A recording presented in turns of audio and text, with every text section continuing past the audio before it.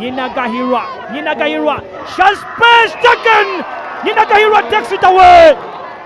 Ku ggoolo 12 ze yatebye mu liigi y'omupiira gw'abakyala sizoni eno, omuwuutanyi wa Kawempe Muslim Shakira Nyinagahirwa yeetisse engatto y'omuteebi eyasinze banne olw'omutindo gwe yayolesezza ogwayambye ne kilabu ye eya Kawempe Muslim okumalira mu kifo ekyokubiri. Ono yaweereddwa n'engule y'omuzannyi eyasinze okusamba obulungi mu liigi. Shakira atubuulidde nti teyakisuubira nti ayinza okuwangula engule 2 liigi eno we yatandikira. Akaseera ako nali sikirowoozaako kubanga tiimu twali kale like performance gye tutaddewo teyali nnungi nnyo cause mu first round twaluzinganya emipiira.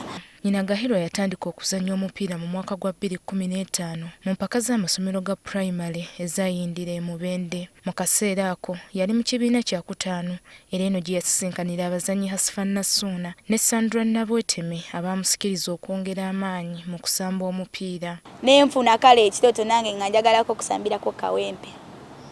Nsobola okufuna omukisa okubalabako.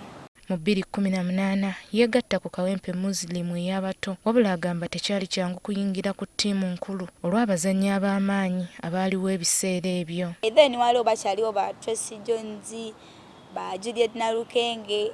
Mu myaka 8 ng'akyanga eddiba, Shakira alina ebintu bingi bye yeenyumirizaamu essaawa eno. Musomeseza okuva senior 1 paka senior 4. Ngera nsomera Kawempe. Muzannyi munne Samali Nakachwa naye alina byamwogeddeko. Saawe akwata mangu ate omugamba tayomba tasooka kugamba nti aneda.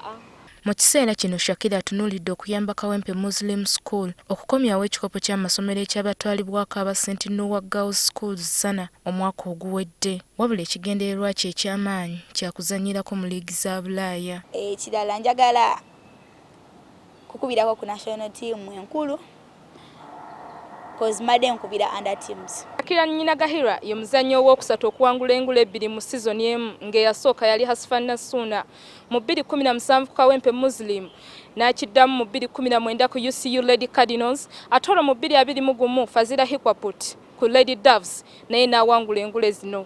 Sharifa Nambi, NTV, Akawungeezi.